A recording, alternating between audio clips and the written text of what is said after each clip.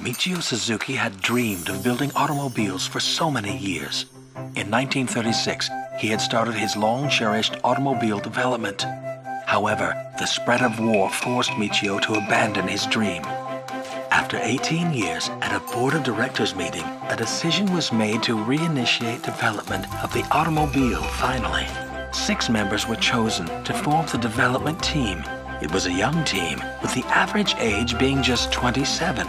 Initial development activities were based on the monozukuri technology accumulated by the company over the years.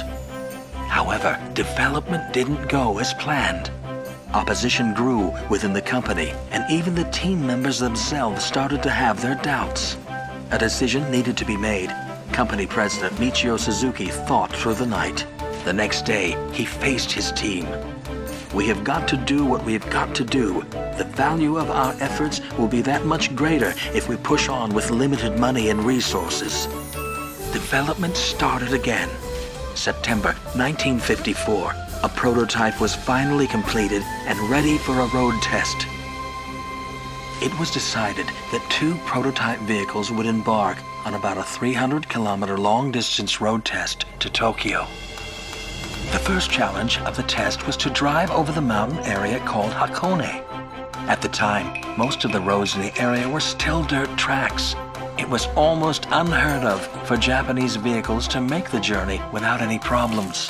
The team overcame the problem which they were faced with on the way, then successfully made it across Hakone.